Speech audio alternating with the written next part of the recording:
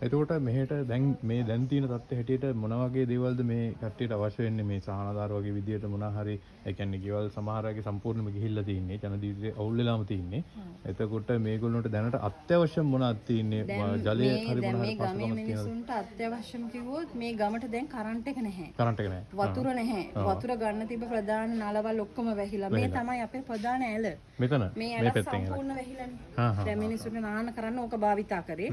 උඩහ නලලින්ද තියෙනවා. ඒකෙන් මෝටර දාලා නලලින් වගේ හදාගෙන තමයි වතුර පාවිච්චි කරේ. දැන් ඒවත් සම්පූර්ණ කැඩිලා බිඳිලා ගිහිල්ලා. මිනිස්සුන්ට දැන් මේ ගමේ ඇත්තටම ඉන්න බයයි. අර කන්ද කොයි අතර හරි ගැලවෙයි කියන මතේ මිනිස්සුන්ගේ තියෙනවා. තාම ඒ වත්තේ තියෙන ගල් ගැලවිලා පෙරලිලා මෙහෙම එල්ලෙමින් තියෙනවා කියලා තමයි කියන්නේ. දැන් ළමයි යනවනේ බලන්න. ඊට පස්සේ ඒ වාතාවරණයේ උඩ දැන් මේ ගෙවල් සහ මුලින්ම ගියා ඉන්නවා. ඒ ඇරුණකොට දැන් අපි මේ ගෙවල් ඉතිරි වෙලා තියෙනවනේ. නමුත් අපිට මේ වගේ ඉන්න බයයිනේ දැන්. ඔව් ඒක හරි. දැන් අර මිනිස්සුන්ට කොහෙන් හරි ඉඩම් කඩම් ලැබුණා කියන්නේ. නමුත් ඉතින් මම නම් බලාපොරොත්තු වෙන්නේ මේ ඉන්න ගමේ මිනිස්සු ඔක්කොම අද මේ වෙච්ච දේ හෙට මීට වැඩිය ලොකු විපතක් වෙන්න පුළුවන්. ඒ නිසා මිනිස්සු ඔක්කොම සමස්තයටම කොහෙන් හරි ඉඩම් කැලලක් හරි දීලා පොඩියට හරි කමන්නේ මහ ලොකු ඕනේ.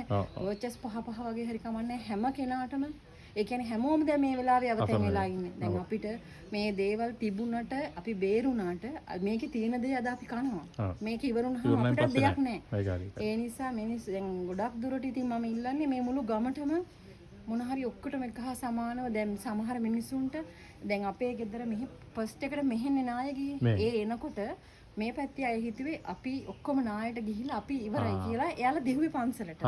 එයාලා නොදැනීම නායම 3ක් ආවා මෙහෙට. පළවෙනි එක ආවේ ගොඩක් දුරට මේ තියෙන්නේ ඔක්කොම අපේ ගේ ඇතුලෙන් අයින් කරපුවා. මේ. ඔව්. පස් ඔක්කොම රොම් මඩ ඔක්කොම රැඳිලා තිබුණේ. ඊට පස්සේ ආවේ තනිකර ගල්. ඉරුවාන ගල් මෙහෙම මේ අපි දැන් S2 උඩනේ හිටියා අපි අරක උඩනේ. සම්පූර්ණ ගස් ගැලවිලා මෙච්චර විතර ලොකු ගල් පෙරේ. ඔව් ඇත්තම අර පාරේ මම දැන් එහෙම ගත්තා. ලොකු ගල් ඇවිල්ලා තින්නේ. මේ මානිය ඇරෙනකොට මේ පැත්තටයි ලොකු විපත් දෙකක් වෙලා තියෙනවා. මේ නිසා මේ මිනිස්සුන්ට අවශ්‍ය දැන් මේ ගමේ කිසිම කෙනෙකුට මං හිතන්නේ සුදුසුයි කියලා ජීවත් වෙන්න බයයි. ඇයි දැනට දැන් ඉන්න කෙනා කරන්ට් එක නැති නිසා ලාම්පු තෙල් නැහැනේ දැන් අපිට ලාම්පු තෙල් ටිකක් නැහැ. රැට කුප්පි ලාම්පුවක් පත්තු කරන්න පොල් තෙල් ටික දාලා පොල් තෙල් පහන පත්තු කරගෙන තමයි දැන් ජීවිතේ මිනිස්සු ඔක්කොම. ඒක මැද මිනිස්සු හොරකම් කරනවා. මේ කැඩිලා ගිය ඉතුරු වෙලා තියෙන ගෙවල් වලට ගෙවල් දෙක තුනකට හොරු පැනලා තියෙනවා. පැනලා තියෙන මිනිස්සු තියෙන දේ අරන් ගන්නවා. හරි. ඒ වගේ මේ එහෙම ආරක්ෂාවක් ගමට කොහෙන්වත් නැහැ තාම. මිනිසුන්ට කන්න බොන්න ටික නෑ. දැන් තියෙන මිනිස්සු කොහොම හරි කයි. ගෙවල් සන්තකෙම නැති වෙච්ච අය ඉන්නවා. එයාට විතරයි ඉතුරුනේ. ඒ මිනිසුන්ට කිසිම දෙයක් නෑ. අර පන්සලෙන් ඉන්න පිහිට තියෙනවා. ඒක ඉතින් తాවකාලිකයි. කවදා හෝ දවසක ඒක නවත්තන්න වෙනවනේ. දැන් මේ පාරක් තොටක් නැතිව මේ ගමක කුඹරක් මිනිසුන්ට වගා කරන්න බැරි නෝ ජීවත් වෙන්න ක්‍රමයක් නෑ. ඒකයි. ගමක මිනිස්සු ජීවත් වෙන්නේ කුඹරකින්. මේ දැන් වගේ ගාමන්ට් නැහැ. ෆැක්ටරි නැහැ. ඉතින් ඒ නිසා මිනිස්සුන්ට ජීවත් වෙන්න වෙන ආදායමක් නැහැ. කුඹුරෙන් තමයි ජීවත් වෙන්නේ. කුඹුරු හානවා වී වලින් ඒක ඉවරුනහම ඉරිඟු දානවා. දැන් සර් පොඩ්ඩක් නිකන් වටේ ගිහිල්ලා කුඹුරු වල ඇවිදලා බලන්න. කුඹුරු වල තියෙන ගල්. ඔව් ගල් තියෙන මන් දැක්කා. කවදාවත් අයින් කරලා හාලා කුඹුරක වැඩක් කළ මනුස්සන්ට අස්සන්නක් ගන්න බෑ. ගමක මිනිස්සු ජීවත් වෙන්නේ කුඹුරකින් තමයි. ඉතින් ඒ කුඹුරක් නැති වුණොත් මෙහෙ මිනිස්සුන්ට කරන්ට් එකක් නැති වුණොත් වතුරක් නැති වුණොත් ජීවත් වෙන්න ක්‍රමයක් නැහැනේ. ඇත්තටම නෑ. දැන් මේ දවස්වලත් දැන් ඔය తాවකාලික සහන හම්බේ. එතනින් පස්සේ ඊට පස්සේ ජීවිතේ කට්ටියට කරගන්න අමාරුයි. දැන් අපි වුණත් ලොකු කට්ටක් කාලා මේ හැමදේමනේ මේ උඩට හරි අරන් තියෙන ගමේ මිනිස්සු මැද අපි කඩයක් කරගෙන ජීවත් වෙන්නේ. දැන් මේක ඇතුළට පවා වතුර දාලා දැන් ඊයේ දවස් දෙකක් තමයි මේ අස්කල මේ ඔක්කොම කඩේ ඇතුළේ තියෙන්නේ. අපිට මේ කඩේ ඇරලා තමයි දුවන්න ඕනේ. ඇයි වහන්න අපිට ක්‍රමයක් නෑ. ඇයි ෂණිකවනේ මේ උනේ. අර එහෙන් සද්ද ආවා. මම මෙහෙන් ගිහුවේ ළමයිට පණිවිඩය දෙන්න. නමුත් ඒ එනකොට ඇවිල්ලා ඉන්නා අය. මහත්තයා හිටියා එයාට මේවා වහන්න කරන්න කාලයක් නෑ. එයා දෙව්වා එයාගේ ජීවිතේ බේරගන්න. ඒක හරි. ඒ නිසා දැන් අපිට ජීවිතේනේ වටින්නේ. එක දෙයක් වුණා මේකෙන් මිනිස්සුන්ගේ දේපල හානවලට ජීවිත හානි නෑ. එකම එක ආච්චි කෙනෙක් යඩ නැති වෙලා තියෙනවා. ඒ කියන්නේ මැරිලා නෙමෙයි. අදටත් අතුරු දහන්. එයා හොයාගන්න නෑ 86 96 විතර ආච්චි කෙනෙක්. ඒක විතරයි මේ හානියකට උනේ. එහෙම නැති වුණොත් අපිට තියන්නේ මිනිස්සුන්ට ගොඩාක්ම තියෙන දේපල හානි. කුස්සියක කිසි කෙනෙකුට උයන් කන්න වළඳක්වත් නෑ. ගෑස් ස්ලිප් මේ බෙල ඊයේ වගේ ආව නම් දැනගන්න තිබ්බ මෙතන ඉඳලා තියෙන පහළ වේලට යනකම්ම ගෑස් ස්ලිප් වතුර බූලි කට්ටි මුට්ටි සිලින්ඩර් ඒවා පුපුරලා ඉතින් ගල් වල වැදුනහම තියෙන්නේ ඒ නිසා ලොකු පොඩි හානියක් නෙමෙයි විශාල හානියක් වෙලා තියෙනවා මේ නායෙන් මිනිස්සුන්ට මේ ගමේ සියලුම මිනිස්සුන්ට. ඇත්තටම දැන් අරේ ඉඳන් සෑහෙන දුරක් මෙහෙට තියෙනවා මම මේ දැන් අරේ ඉඳන්ම ගත්තේ ෆුටේජස් ගත්තට මං හිතුවේ මෙහෙ නෑ කියලා. දැන් අතරින් මෙහෙ බලද්දී ආයේ මේ පැත්තෙත් තියෙනවා. තව අර පැත්තටත් තියෙනවානේ. ඒ නිසා දැන් වෙලා තියෙන්නේ දැන් 6 වෙනිදා ලොකු නායක් තව එනවා කියලා තියෙනවා. ඔය එහෙම කියනවා මිනිස්සු අතර මොකද්ද නැත්ද කියලා. ඒක එහෙම එන්න කලින් එහෙම වුණොත් දැන් ගෙවල් වල ඉතිරි වෙලා තියෙනවා අපේ වාහන තියෙනවා ටීවීල් බයිසිකල් මිනිස්සුන්ට ඒ ටිකවත් තැනකට ගෙනියන්න ක්‍රමයක් නෑ පාරවත් හදලා නැති නිසා. ඔව් ඒක හරි. දැන් මේ පාරේ ගලවල් ගල් එහෙම බයිසිකල් නම් ළමයි කොහොම හරි බයිසිකල් 6-7ක් එකට ගැට ගහගෙන එකා පිට ඇදගෙන කොල්ලෝ එකතු වෙලා එහෙම ගෙනිච්චා. ඉතින් ළමයිට තියෙන්නේ එච්චරනේ නේ. මෙහි ගමේ මිනිස්සුන්ට කාර් වෑන් බස් නැහැ. මිනිස්සුන්ට ඕනම ගෙදරක තියෙන ත්‍රී වීල් එකක් බයිසිකලයක් වගේ දෙයක් විතරයි. ඒ මිනිස්සුන්ට ඒකත් රැක ගන්න විදියක් නැහැ. මේ පාර උඩට දැන් මේ පැත්තෙනුත් බෑ මේ පැත්තෙනුත් බෑ.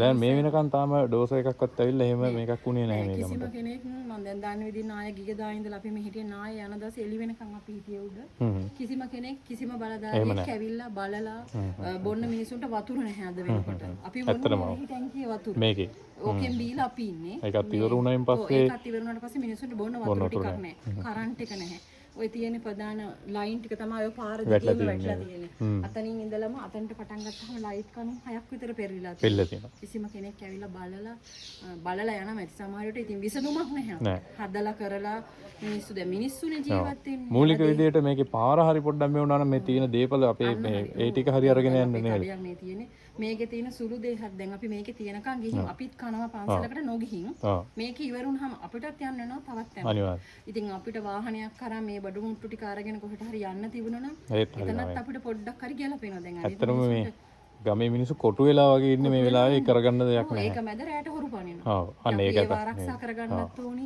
කරන්ට් එක නැහැ හිම. කරන්ට් එකක් නැහැ. අඩුමදාරේ මේ මොකක් හරි ජෙනරේටර් එකද දැන් පහළ ගෙදර ඒ පැත්තේ ලින් දෙකක් තියෙනවා. ලින් දෙකේම වතුර ගන්න ක්‍රමයක් නැහැ. කරන්ට් එක නැති නිසා. එතකොට ඒ කරන්ට් එක නැති නිසා මිනිස්සුන්ට බොන්න වතුර නැහැ. උයා ගන්න විදියක් නැහැ. එතකොට සෑහෙන්න ප්‍රශ්න. ඔය වතුර පරිභෝජනයට ගන්න බෑ.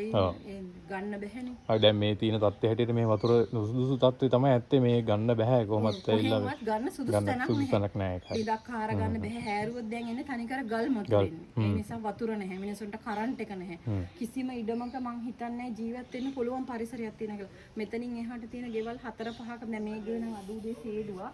මේ ගෙදරින් ආපු රෝන් බඩ තමයි තියෙන්නේ. ඒ වගේ මට්ටමක මිනිස්සෙකුට ජීවත් වෙන්න බැහැ තුල ගිහිලා. දැන් හදිස්සි එක වැස්සක් දෙකක් වැස්සොත් මිනිසුන්ගේ හිතට මරණ බය කියන එක හොඳටම දැනෙනවා. ඒක හරි. ඇත්තටම දැන් ඔව්. නැවත එනවා. ඔව්. එන්න පුළුවන් තමයි දැන් ওই බාගෙන ඇවිල්ලත් ඇත්තේ. දැන් ඇවිල්ලා තියෙන්නේ. ඉතින් ඒ නිසා මිනිසුන්ට දැන් අපි මේ ගමින් ඔක්කොම ඉඳලා දෙන්නේ 3 දින ජීවත් ඉතුරු වුණාට වැඩක් නැහැ නේ අනිත් ඔක්කොම නැති වෙලා. ඒ නිසා මම කියන්නේ මේ ගමේ එන්න ඔක්කොටම යම්කිසි දෙයක් ලැබෙනවා නම් ඒ මිනිස්සුන්ට බොන්න වතුර ටික නැහැ. එන්න දැන් මිනිස්සෙක් කියමුකෝ අපිට එයාලා කියයි එයාලට ගෙනල්ලා දෙන්න විදියක් නැහැ කියලා. එහෙනම් අපි ඉස්සල්ලාම කරන්නේ පාර හදන්න එක. ඒක තමයි. මේකේ මටත් තේරෙන්නේ ඉස්සෙල්ලාම පොඩ පාර හරි තිබ්බනම් මොන හරි ගේන්න යන්න හරි පුළුවන්. දැන් හොරෙක් ආවා කියන්නේ අපිට ඇවිල්ලා මෙතන දෙයක් කරගන්න බෑ මොකද උඩින් ගල් වලින් පැන අපි එන්න ඕනේ. ඉතින් ඒ නිසා ලෙඩෙක් හදිස්සි වුණා කියන්නේ මේ හරිය. අද තත්ත්වය හැටියට ලෙඩෙක් ගෙනියන්න විදියක් නැහැ ගානේ. ඒ නිසා පළවෙනියටම කරන්න ඕනේ මේ මාර්ගය සකසලා දීලා දෙවනුව කරන්ට් එක හරි ගස්සලා මොකක් හරි පොඩි දෙයක් වුණා නම් මිනිස්සුන්ට තාම වැටෙනවා කඩාගෙන එක දේවල්. මේ කියන්නේ දැන් ඔක්කොම ගස්සෙම පෙඟිලා තියෙන්නේ. ඇත්තටම වැහලා තාම අර කඳුරේ වතුර එනවා. මේක එනවා. ඔය කඳුරේ ඕකෙන් තමයි ණය ආවා. අර පැත්තෙන් කඳුරක් තිබ්බේ නැද්ද ඔය දැන් ආවට? එහෙත් තියෙනවා නේද? දෙපැත්තෙම තිබිලා තියෙනවානේ. දැන් අපි හිටියේ මේ කඳුරු දෙක මැද. හරි. අර මෙහා පැත්තේ ලොකු විපත් වෙලා. අර පැත්තේ ඔව්. ගෙවල් 10ක් 8ක් විතර සේදිලා ගිහලා තියෙනවා. මෙහෙන් ගියේ දෙකයි මෙතනින්. මෙතන උඩ. මෙතනින් ගෙවල් දෙකයි මේතන ගෙදරක් ගියා. මේකේ උඩ ස්ලැබ් එක දාපු ගෙදර උඩ කනුව ඉතුරු වෙන්න මැද බිත්ති හතර සේරම ගලවගෙන ගියේ එක ලොකු ගලකට. ඒ වගේ අපි S2 මේව දැක්ක මොකද අපි හිටියේ උඩ ස්ලැබ් එකේ නිසා අපිට කොහෙටවත් පැන ගන්න ක්‍රමයක් නැහැ. මෙහෙන් ඇල උතුරලා මේ පැත්තේ. මෙතනින් මේ කඳුර ගලලා මෙතනින් මේ කඳුර ගලලා. අපි කොටු වෙලා හිටියේ ස්ලැබ් එකට. ඇත්තටම පෙර පිනකට තමයි මේ අක්කලටත් එහෙම මේ වේරෙන් හරි අවස්ථාවක් ලැබිලා තියෙන්නේ. මගේ ළමයි 4 දෙනයි, මෙයාගේ පුතාගේ යාළුවෝ 4 දෙනයි, 8යි, පිරිමි ළමයි 9 දෙනෙක් එදා අපේ ගෙදර පොඩි ළමයි ඉස්කෝලේ ළමයි. ඒ ළමයි ඔක්කොගෙම ජීවිතය අනතුරේ එදා යමක් වුණා නම් අන්න ඒකයි. කරන්ට් එක නෑ එදා. ඒ වහින දවස් 3කට කලින් ඉඳලා අපිට කරන්ට් එක නෑ. ඒතර අපි මේ කැමරා හැම ඔක්කොම ඕෆ් වෙලා. ඇයි මේ ඔව් විදුලිය නෑ. කරන්ට් එක නැතුව වැඩ කරන්නේ. ඉතින් එහෙමවත් ඒ වැස්ස දවස්වල කිසිම ඇවිල්ලා මේ විදුලි බල මණ්ඩලයෙන් කරන්ට් එක අපිට හදලා දීලා තිබුණේ නැහැ. ෆෝන් එකක් අපිට charge කරගන්න විදියක් නැහැ. අදටත් කොළඹ පැත්තකට පණිවිඩයක් දී ගන්න අපිට විදියක් නැහැ. මිනිස්සු දන්නේ අපිට මොනවද උනේ අද අපි ජීවත් වෙලා ඉන්නවද කියනවත් කිසි කෙනෙක් අද දන්නේ නැහැ. ඇත්තටම මේ මාත් ආවේ දැන් අර අපේ page එකෙන් ගොඩක් අය අහනවා මේ පැත්තේ ගමට මොකද උනේ කියලා. ඇත්තටම මේ දුංගිදින් 15ට විස්තරයක් ඇත්තෙම නැහැ. පස්තාද මාත් මේ ආවේ දැන් මෙහි මොකක් හරි විස්තරයක් මේ රටේ ගොඩක් අය අහනවා. ඇත්තටම අහනවා. මොකද උනේ අපේ කට්ටියට මොකද උනේ කියලා.